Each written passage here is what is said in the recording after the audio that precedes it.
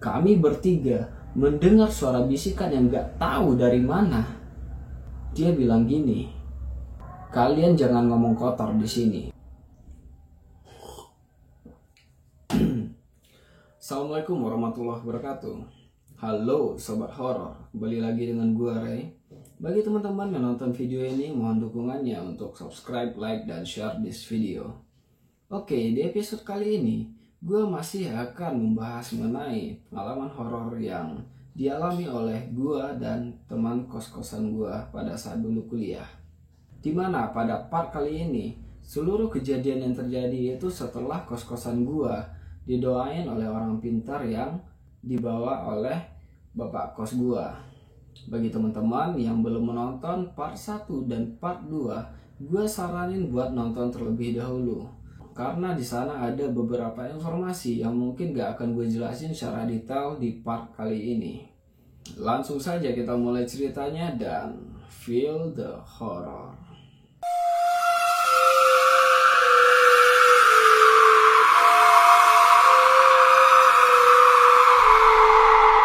Sama halnya dengan part kedua. Part 3 ini gue akan membagi cerita itu per kejadian, dimana di kejadian pertama ini dialami oleh Uus, Inal, dan Balik. Berikut ceritanya.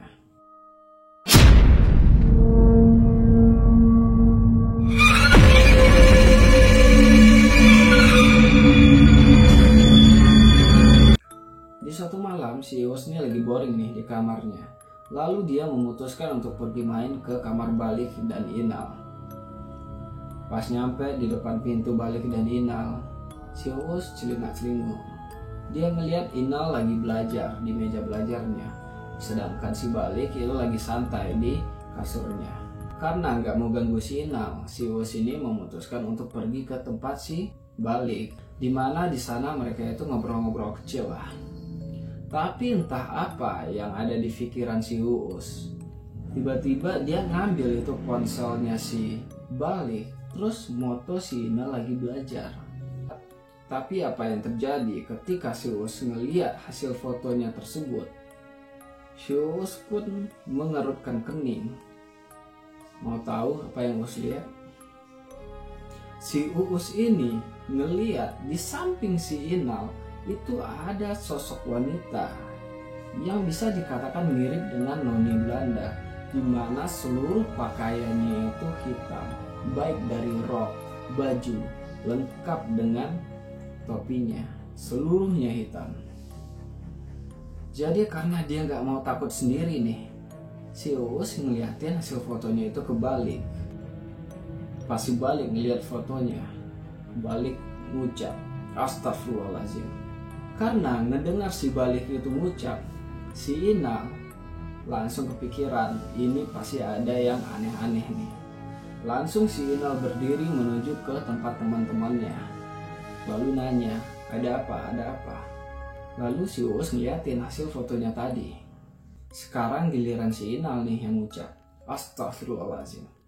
Dalam situasi mereka itu ketakutan, dan entah apa lagi yang dipikirkan oleh si Uus. Si Uus ini buka aplikasi kamera lagi dan moto di tempat yang sama. Tapi bedanya dengan foto pertama adalah foto kedua ini gak ada ngeliatin keanehan apa-apa, normal aja. Dan pada saat itu mereka bilang fix ini adalah foto penampakan. Jadi gengs, beberapa waktu lalu itu gue sempat kontek-kontekan dengan si Balik. Ya selain kami nostalgia karena hampir mungkin 8 tahun gak ketemu, gue sempat nanya ke si Balik mengenai foto tersebut. Tapi sayangnya si Balik udah gak nyimpan lagi foto itu. Jadi saya sorry nih kepada teman-teman yang nonton video ini, gue gak bisa ngeliatin ke teman-teman fotonya seperti apa. Oke, lanjut ke kejadian kedua. Kejadian kedua ini sama halnya dengan kejadian pertama tadi, masih berhubungan dengan foto. Kejadian ini dialami oleh gua, Rino, dan Wawan. Berikut ceritanya.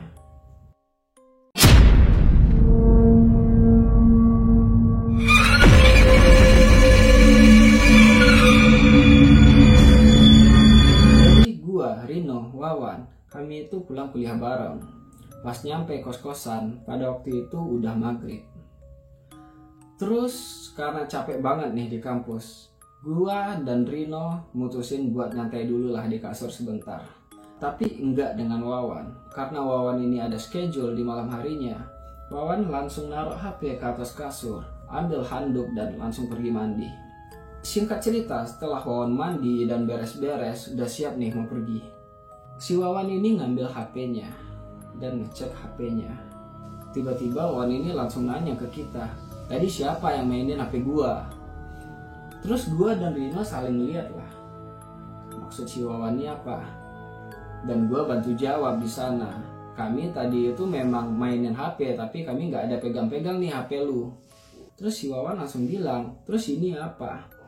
Wawan ngeliatin HP-nya ke kita, otomatis kita langsung mendekat tuh ke HP-nya. Mau tahu yang kita lihat itu apa? Yang kita lihat adalah sesosok wanita dengan pakaian serba putih, rambut panjang nutupin wajahnya. Saking panjangnya rambut itu hampir menyentuh lantai. Di mana posisi fotonya itu pas di depan kita. Terus kami langsung shock. Apa yang sebenarnya terjadi? Gua dan Rino itu benar-benar gak ada megang HP si Wawan. Terus yang ngefoto itu siapa? Sampai saat ini kami nggak tahu. Sosok ini bisa dibilang mirip dengan yang dilihat si Tama. Bagi teman-teman yang nonton part 2, pas si Tama ngeliat cewek jongkok di atas sumur, ya perawakannya bisa dibilang mirip sama itu, karena sama-sama baju putih dan rambutnya itu panjang ke depan. Jadi beberapa waktu yang lalu gue sempat nih ngontek si Wawan. Gue tanyain tuh, lu masih nyimpan gak fotonya? Tapi Wawan bilang fotonya itu udah gak ada lagi, karena pada waktu kita kuliah dan ngekos di sana itu memang sempat kosan kita kemalingan dan HP-nya itu raib diambil maling. Jadi saya sorry lagi kepada teman-teman yang nonton video ini, gue gak bisa ngeliatin foto tersebut. Oke, lanjut ke kejadian ketiga, di mana di kejadian ketiga ini dialami oleh gua, Wawan, dan Salman. For information aja, Salman ini merupakan teman satu jurusan kuliah kita, yang pada malam itu pergi main ke kos-kosan kita. Berikut ceritanya.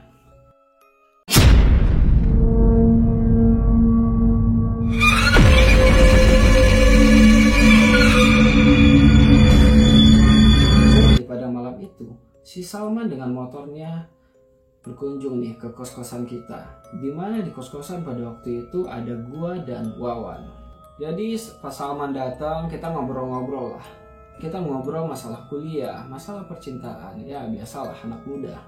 Lalu setengah jam lah setelah si Salman ini main di kos-kosan, sekitar jam 9 malam, tiba-tiba aja listrik mati. Listrik tuh mati secara keseluruhan ya guys. Jadi di sana emang gelap banget. Ditambah cuaca pada waktu itu nggak ngedukung banget, karena di luar itu kayak angin ribut. Ya kayak angin mau hujan gitu loh, tapi nggak hujan-hujan. Terus karena kami nggak ada penerangan pada waktu itu, dan kami juga harus menghemat baterai handphone, kami memutuskan untuk gelap-gelapan lah di sana. Lalu beberapa saat kemudian ada yang ngetok pintu. Kami pikir pada waktu itu Rino lah yang datang. Gua bukalah pintu, tapi nggak ada apa-apa di sana.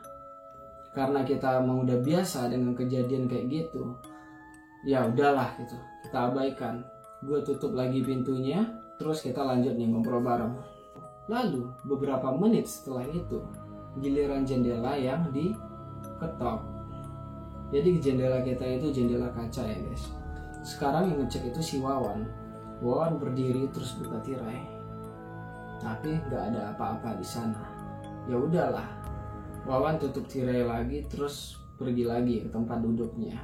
Tapi belum sempat Wawan duduk, ada yang ngetok jendela lagi. Dan di saat itu kami ngerasa ini udah keterlaluan. Ya tapi kami takut. Gua, Wawan, dan Salman coba merapat tuh duduknya. Terus beberapa menit setelahnya jendela ini diketok lagi. Tapi ketokannya itu nggak tok tok tok, nggak kayak gitu lagi. Dia mengetok itu secara perlahan. Tek tek tak tak di jendela kaca tadi. Dan kami pun tambah ketakutan. Lalu kami memutuskan untuk masuk ke dalam selimut. Jadi gue punya selimut yang ukurannya itu gede lah. Jadi pas di dalam selimut, si Salman sempat bilang, gue pulang aja ya, gue pulang aja, gue udah gak kuat. Tapi gue dan Wawan ngelarang dengan alasan angin ribut di luar, pasti bakal mau hujan. Dan ditambah rumah lu jauh banget gitu. Tapi alasan sebenarnya adalah kalau si Salman pulang, wah kami tinggal berdua nih, bakal tambah creepy lagi kan gitu. Ya sorry lah buat Salman. Tapi beberapa menit kemudian, pintu yang diketok ini intensitasnya udah sering banget. Sampai-sampai yang kami dengar jendela itu kayak udah mau pecah gitu. Kalau gue contohin kayak gini nih, sampai kayak gini. Dan ketika ketokan kencang itu berhenti, yang terjadi selanjutnya adalah kami bertiga mendengar suara bisikan yang gak tahu dari mana. Dia bilang gini, kalian jangan ngomong kotor di sini. Sontak tiba-tiba bulu kuduk kita merinding semua dan keringat dingin kita itu keluar. Dan alhamdulillahnya beberapa menit setelah itu listrik hidup kembali dan suara gaduh itu nggak ada lagi. Setelah itu kami putuskan untuk sholat isya berjemaah dan si Salman gak jadi tidur di kosan, dia pergi pulang. Tinggal gua dan Wawan. Dan alhamdulillahnya di malam itu gua dan Wawan gak ngerasain gangguan-gangguan lagi. Karena ini adalah part terakhir dari cerita kos-kosan angker, gua kasih satu bonus terakhir. Oke, lanjut ke kejadian 4.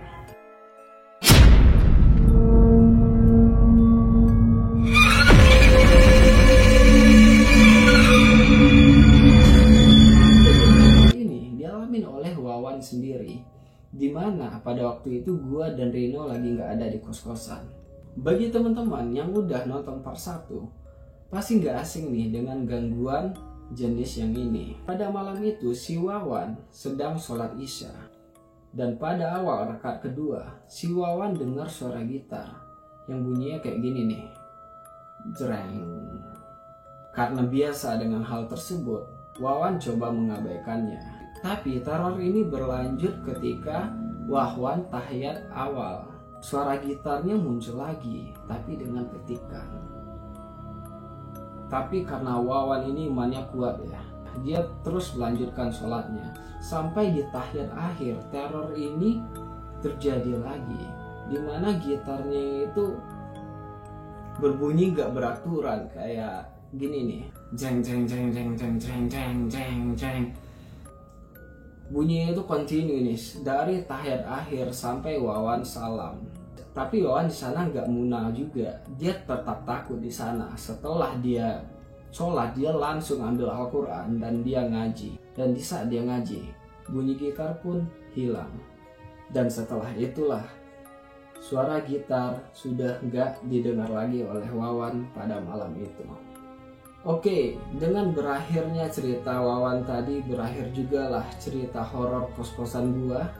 Sebenarnya masih ada beberapa lagi yang belum gua ceritain, tapi bosan juga gak sih dengerin ini terus. Dan the next video gua schedulein untuk ceritain pengalaman horor yang dialamin oleh gua dan teman-teman gua di kampus. Dan gak bosan-bosannya gue ingetin kepada teman semua untuk dukung channel ini dengan subscribe, like, dan share this video, agar channel ini dapat bertumbuh. Ya jadi banyak lah subscribernya. Dan sekian video gue pada kali ini. Nantikan gue di next video. Percaya gak percaya, ini kisahnya. Assalamualaikum warahmatullahi wabarakatuh.